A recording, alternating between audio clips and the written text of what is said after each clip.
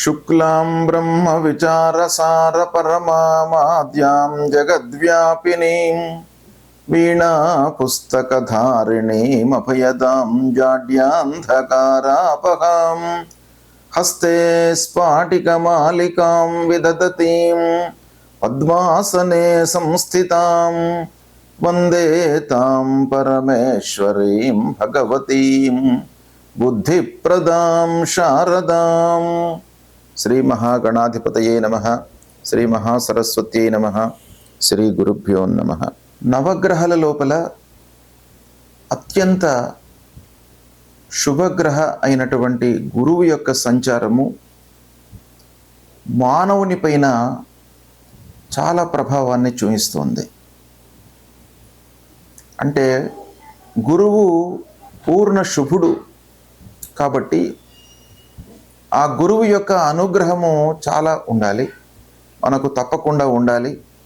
మనిషి అభివృద్ధి పథంలో పయనించాలి, అభివృద్ధిలోకి రావాలి అనంటే గురువు యొక్క అనుగ్రహము చాలా అవసరం. సాంప్రదాయంగా ఆలోచించినప్పటికీ గురువు త్రిమూర్తి స్వరూపమైనటువంటి వాడు. గురుర్బ్రహ్మ గురుర్విష్ణు గురుర్దేవో మహేశ్వర గురు సాక్షాత్ పరబ్రహ్మ తస్మై శ్రీ గురవే నమః అన్నారు. అంటే తల్లిదండ్రుల తర్వాత అత్యంత ప్రాధాన్యత కలిగినటువంటి వ్యక్తి గురువు. నవగ్రహాల లోపల కూడాను అత్యంత ప్రాధాన్యతను సంతరించుకున్నటువంటి గ్రహము గురుగ్రహము. సాధారణంగా ఈ గురుగ్రహము సంవత్సరము మొత్తం కూడాను ఒక రాశిలో సంచరిస్తుంటాడు. ఆ 12 నెలలు ఒక రాశిలో ఉండడం మూలకంగా వివిధ రాశులకు అంటే 12 రాశుల వారికి ఏ స్థానాలలో సంచరిస్తున్నాడు, ఎలాంటి ఫలితాలు ఉంటాయి అనేటువంటి విషయము మనము సర్వసాధారణంగా గోచార ఫలితాలను దృష్టిలో పెట్టుకొని చెప్పుకుంటూ ఉంటాము. అయితే ఈ సంవత్సరము ఒక ప్రత్యేకమైనటువంటి స్థితి గురువు యొక్క సంచారంలో ఏర్పడింది. అదేంటంటే 14 మే 2025 రోజున గురువు మిథున రాశిలోకి ప్రవేశిస్తున్నాడు. 14 మే 2025 నుండి 18 అక్టోబర్ 2025 వరకు మిథున రాశిలో సంచరిస్తున్నాడు.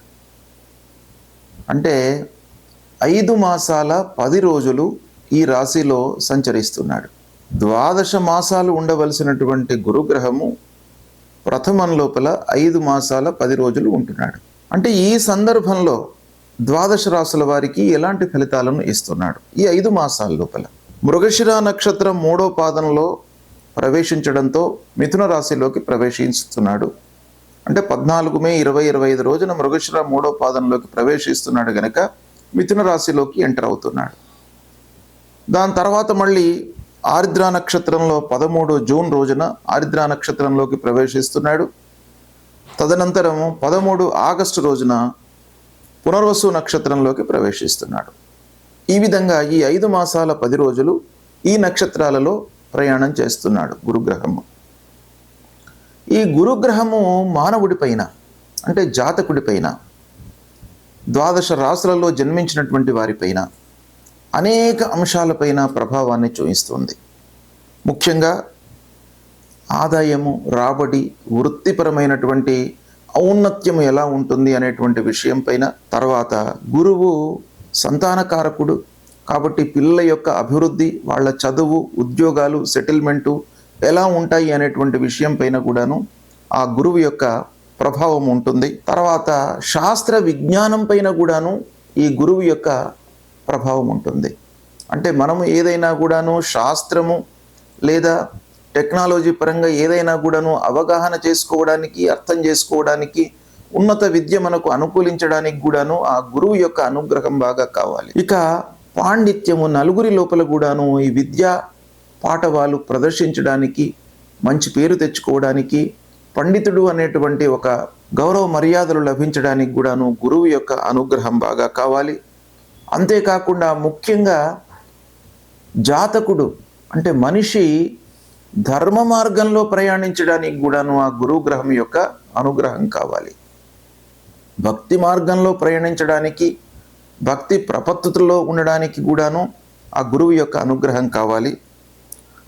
ఆధ్యాత్మిక సాంస్కృతిక కార్యక్రమాలు ఈ మనిషి మనసులో మెదలడానికి కూడాను గురువు యొక్క అనుగ్రహం కావాలి. ఈ విధంగా అనేక అంశాలపైన గురువు యొక్క సంచారము, ఆ గురువు మంచి స్థానాలలో ఉండడము, తద్వారా కలిగేటువంటి విషయాలు చాలా ఉన్నాయి. కాబట్టి గురువు యొక్క సంచారానికి అత్యంత ప్రాధాన్యత ఉన్నది.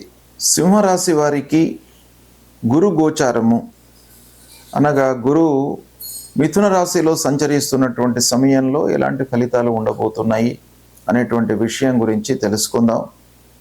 ఈ సంవత్సరము 14 మే 2025 నుండి 18 అక్టోబర్ 2025 వరకు గురువు మిథున రాశిలో సంచరిస్తున్నాడు. ఈ మిథున రాశిలో సంచరించడము సింహరాశి జాతకులకు ఏకాదశ స్థానం అవుతుంది. అంటే 11వ స్థానంలో సంచరిస్తున్నాడు. గోచార రీత్యా చాలా అనుకూలమైనటువంటి స్థానంలో ప్రయాణం చేస్తున్నాడు కనుక చాలా మట్టుకు శుభ ఫలితాలు కలిగే అవకాశాలు ఉన్నాయి. ఈ సమయంలో 14 మే నుండి 18 అక్టోబర్ వరకు.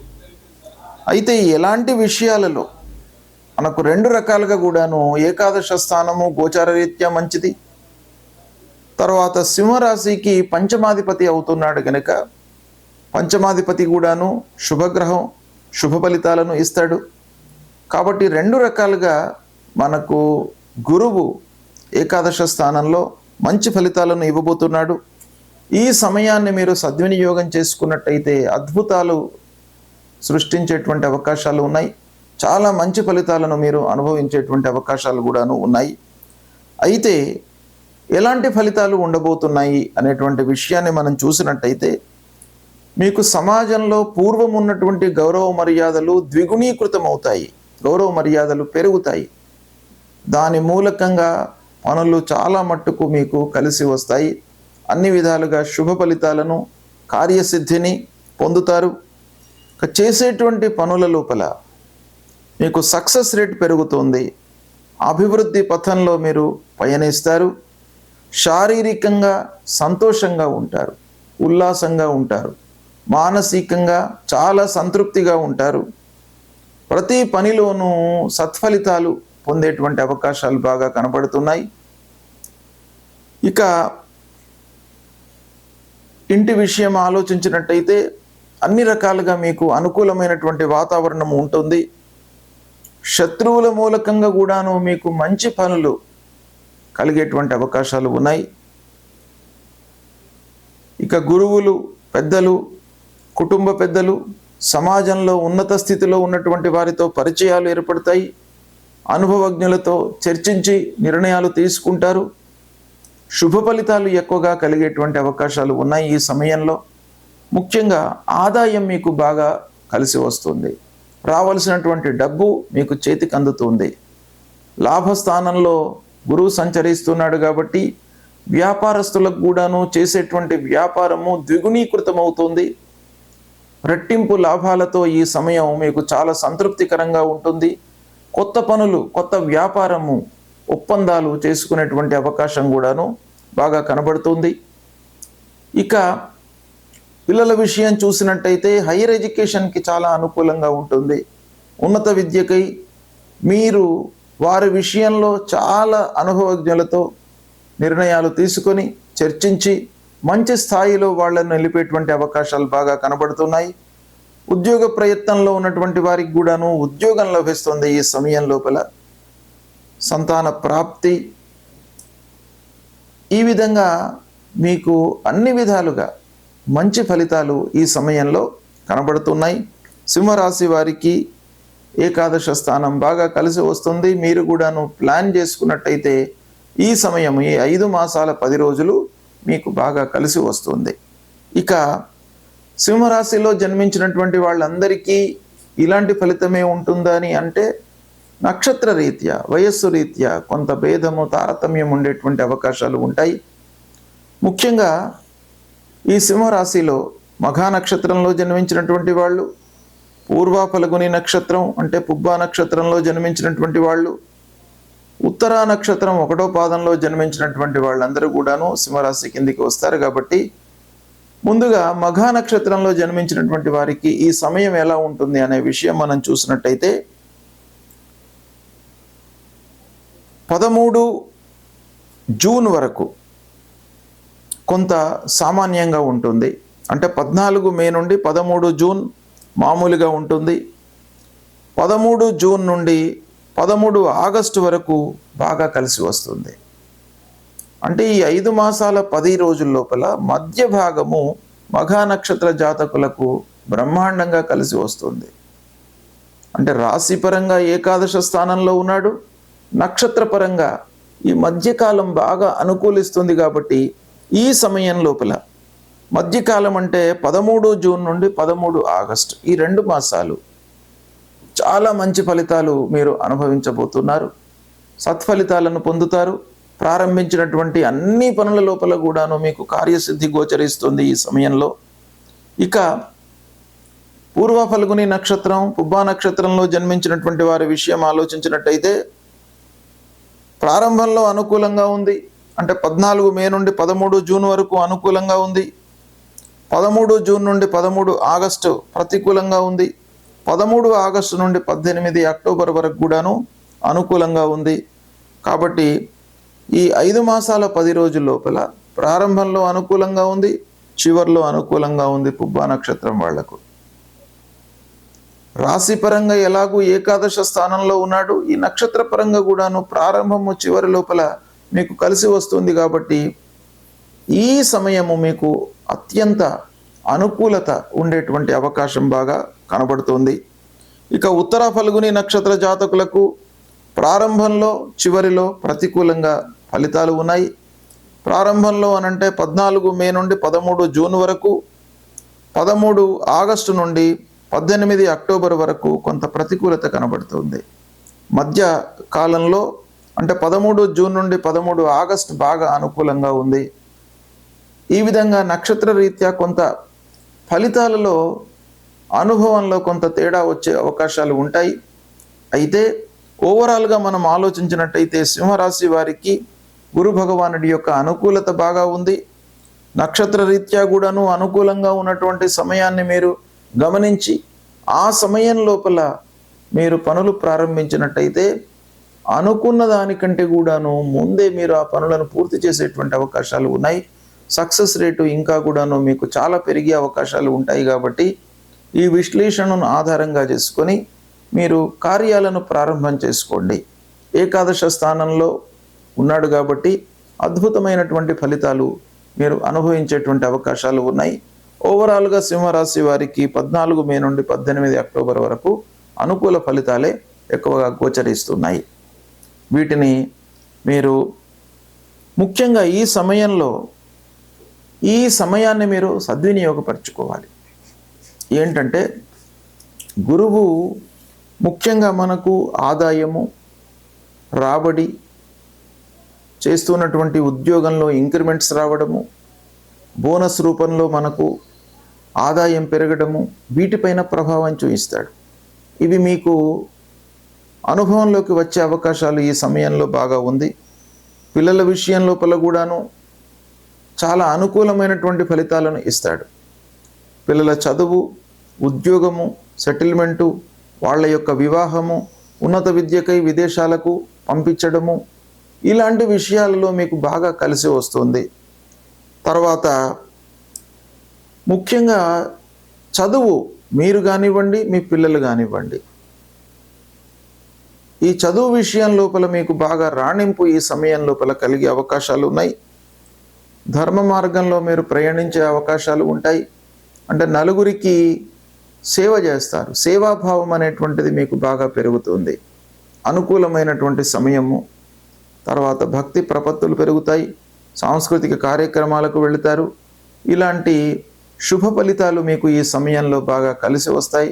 కనుక దీన్ని సద్వినియోగపరుచుకున్నట్టయితే మీరు చాలా సంతృప్తిగా ఉంటూ కార్య సాఫల్యాన్ని, అనుకున్నటువంటి పనులను మీరు సాధించేటువంటి అవకాశాలు బాగా కనబడుతున్నాయి. ఈ సమయంలో గురువు ప్రతికూల స్థానాలలో సంచరిస్తున్నటువంటి సమయంలో మనము పరిహారాలు చేసుకోవడము చాలా ఉత్తమమైనటువంటి కర్తవ్యం.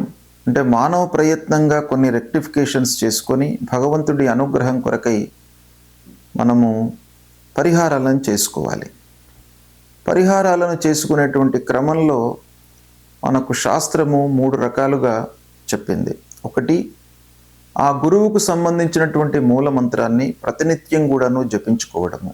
దేవానాంచ ఋషీణాంచ గురుం కాంచన సన్నిభం వందనీయం త్రిలోకానాం తం నమామి బృహస్పతిం అనేటువంటి ఈ మూల మంత్రాన్ని ప్రతినిత్యం కూడాను 16 సార్లు జపించినట్టయితే ఆ గురు భగవానుడి యొక్క అనుగ్రహం మీకు లభిస్తుంది. రెండవది, మాతాపితృలను సేవించడము.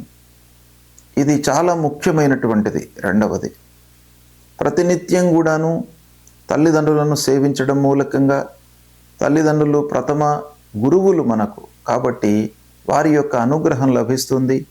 తల్లిదండ్రుల యొక్క ఆశీర్వచనము, అనురాగము, ప్రేమ లభించినట్టయితే మీకు అన్నీ కూడాను జయాలే కలుగుతాయి మీ జీవితంలో. కాబట్టి ప్రతినిత్యం కూడాను తల్లిదండ్రులకు నమస్కరించుకోవడము, వాళ్ళ యొక్క బాగోగులు తెలుసుకోవడము, సపర్యలు చేయడము, ఇది చేయడం మూలకంగా మీకు గురు భగవానుడు ప్రీతి చెందుతాడు. ఇక మూడవది, గురువుకు సంబంధించినటువంటి దానాలు ఇవ్వడము.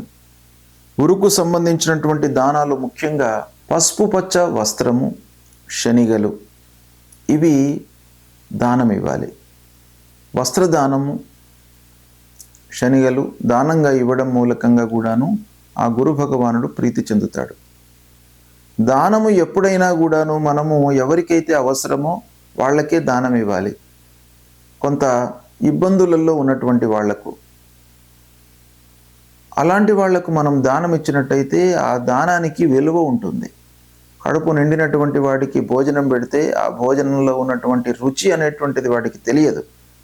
ఆకలితో ఉన్నటువంటి వాడికి భోజనం పెట్టడము, ఇలాంటివి కొన్ని చేయడం మూలకంగా ఆ గురు భగవానుడు ప్రీతి చెంది మీకు దుష్ట స్థానాలలో సంచరిస్తున్నటువంటి ఆ ప్రతికూల ఫలితాలను తగ్గించి అనుగ్రహించేటువంటి అవకాశాలు ఉంటాయి. కాబట్టి తప్పకుండా ఈ దానాలను కూడాను మీరు ఆచరించండి. నాలుగవది, భగవంతుడి అనుగ్రహం కొరకై దేవాలయానికి వెళ్ళడము, దైవ ప్రార్థన చేయడము, నామ సంకీర్తన చేయడము, ఇవి కూడాను మనకు పరిహారంలో చాలా ముఖ్యమైనటువంటివి. దత్తాత్రేయ స్వామిని కొలవండి, దక్షిణామూర్తి స్తోత్ర పారాయణం చేయండి, తర్వాత నరసింహస్వామిని కొలవండి, విష్ణు భగవానుణ్ణి కొలవండి.